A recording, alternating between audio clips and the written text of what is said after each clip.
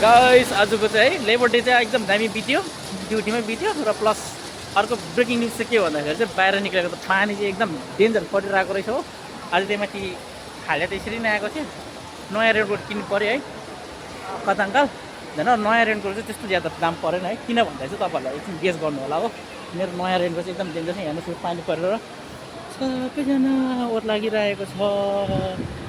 मेरो चाहिँ नयाँ रेनकोट के भन्छ यहाँ छ हो। यो चाहिँ म तपाईँलाई जस्ट तल देखाउँदैछु ल, एकैछिन भन्नुहोस् है। मेरो नयाँ रेनकोट तपाईँलाई देखाउँदैछु म।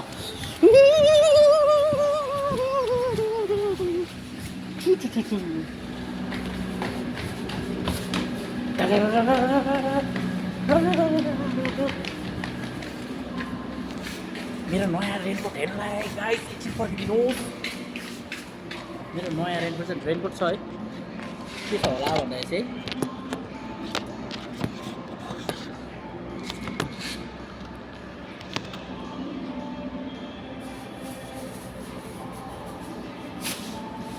भर्खरै किनेर ल्याएको नयाँ रेनकोट, दाम सस्तो रहेछ।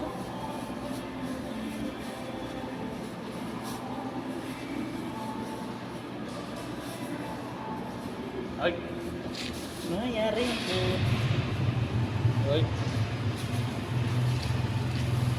पेन चाहिँ बनाएन किनभने हाम्रो यस्तो पुगिहाल्छ। अब घरमा चाहिँ पुग्नु पऱ्यो, पातला ज्यादा पातला भएर चाहिँ दुइटा किन्नु पऱ्यो रेनकोट हो।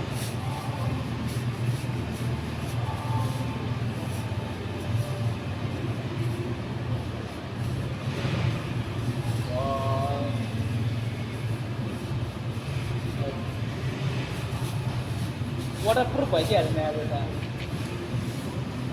अब हेलमेट पनि थिएन, हेलमेट पनि थिएन, हेलमेटको जग्गामा चाहिँ अब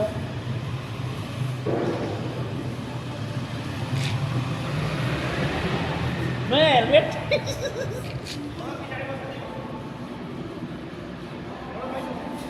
किन डढेर आयो होला। ल लास्टमा आयो आँखाको सेफ्टीको लागि चाहिँ पानीमा।